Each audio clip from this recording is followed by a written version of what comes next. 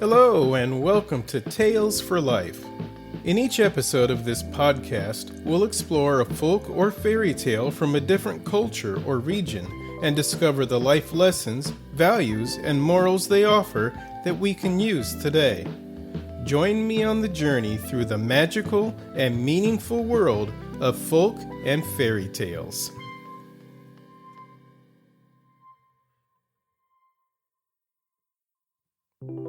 Hello, and welcome to Tales for Life, the podcast that journeys through life one tale at a time. If this is your first time listening, thanks for joining. If you're here for more, thanks for coming back. Either way, I'm really happy you're here today for a fun story with a meaningful message in an episode titled, Don't Absorb the Drama. It feels like everywhere you turn these days, someone's ready to share their drama. Social media practically runs on it, and even in everyday conversations, people often lead with whatever frustration, heartbreak, or chaos is unfolding in their lives. There's something deeply human about wanting to be witnessed in our struggles, and there's nothing wrong with that. But the trouble starts when we're expected to take that grief on ourselves, or when we decide to take it on without being asked. That's when empathy turns into emotional overreach. Suddenly, the original feeling gets stretched, exaggerated, and reshaped into something else entirely. A performance, a spectacle, a farce.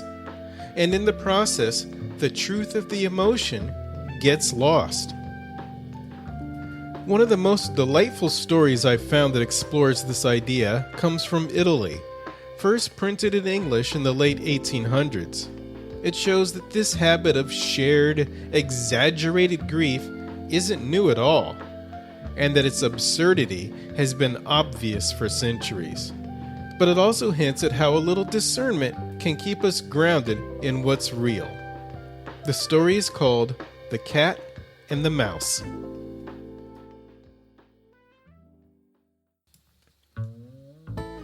Once upon a time, there was a cat that wanted to get married. So she stood on a corner and everyone who passed by said, "Little cat, what's the matter?" "What's the matter? I want to marry." A dog passed by and said, "Do you want me?" "When I see how you can sing." The dog said, "Bow wow! Fie! What horrid singing! I don't want you." A pig passed. "Do you want me, little cat?" "When I see how you sing." "Oi! Oi! Fie! You are horrid! Go away! I don't want you." A calf passed and said, "Little cat, will you take me?" "When I see how you sing." "Go away, for you are horrid! What do you want of me?" A mouse passed by. "Little cat, what are you doing?" "I am going to get married." "Will you take me?" "And how can you sing?" "Zew, zew." The cat accepted him and said, "Let us go and be married, for you please me." So they were married. One day, the cat went to buy some pastry and left the mouse at home. "Don't stir out, for I am going to buy some pastry." The mouse went into the kitchen, saw the pot on the fire, and crept into it, for he wanted to eat the beans. But he did not, for the pot began to boil, and the mouse stayed there. The cat came back and began to cry, but the mouse did not appear. So the cat put the pastry in the pot for dinner. When it was ready, the cat ate and put some on a plate for the mouse also. When she took out the pastry, she saw the mouse stuck fast in it. "Ah, my little mouse! Ah, my little mouse!" So she went and sat behind the door, lamenting the mouse. "What is the matter," said the door, "that you are scratching yourself so and tearing out your hair?" The cat said, "What is the matter? My mouse is dead, and so I tear my hair." The door answered, "And I, as a door, will slam."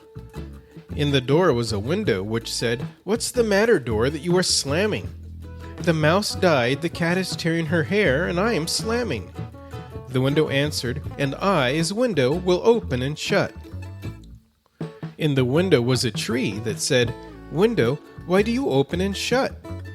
The window answered, "The mouse died, the cat tears her hair, the door slams, and I open and shut." The tree answered and said, "And I, as tree, will throw myself down." A bird happened to alight in this tree and said, "Tree, why do you throw yourself down?" The tree replied, "The mouse died, the cat tears her hair, the door slams, the window opens and shuts, and I, as tree, threw myself down. And I, as bird, will pull out my feathers." The bird went and alighted on a fountain, which said, "Bird, why are you plucking out your feathers so?" The bird answered as the others had done, and the fountain said, "And I, as fountain, will dry up." A cuckoo went to drink at the fountain and asked, "Fountain, why have you dried up?" And the fountain told him all that had happened. "And I, as cuckoo, will put my tail in the fire." A monk of St. Nicholas passed by and said, "Cuckoo, why is your tail in the fire?" When the monk heard the answer, he said, "And I, as monk of St. Nicholas, will go and say Mass without my robes." Then came the queen, who, when she heard what the matter was, said, "And I, as queen, will go and sift the meal." At last the king came by and asked, "O queen, why are you sifting the meal?" When the queen had told him everything, he said, "And I, as king, am going to take my coffee."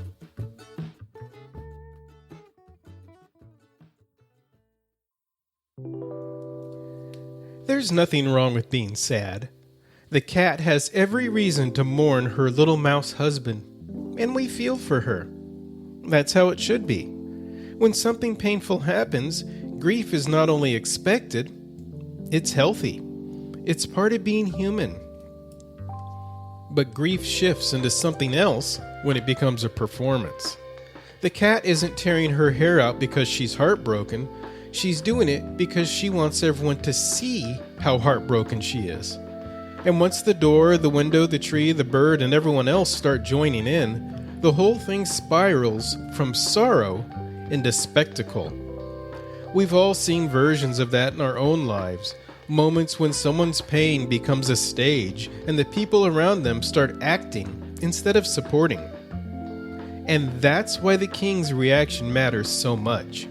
When he arrives and finds this chain reaction of borrowed grief, he has a choice.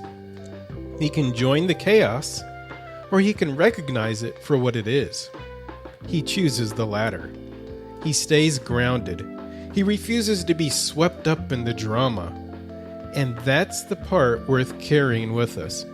We can stand with someone who's hurting, but we don't have to take on emotions that aren't ours. As the title of this episode reminds us, we don't need to absorb the drama.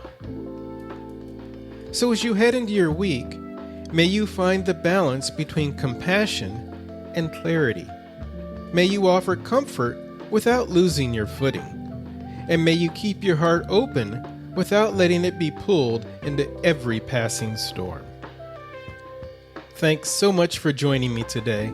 I hope you'll come back for the next episode of Tales for Life, where another story is waiting to help us see our lives just a little more clearly.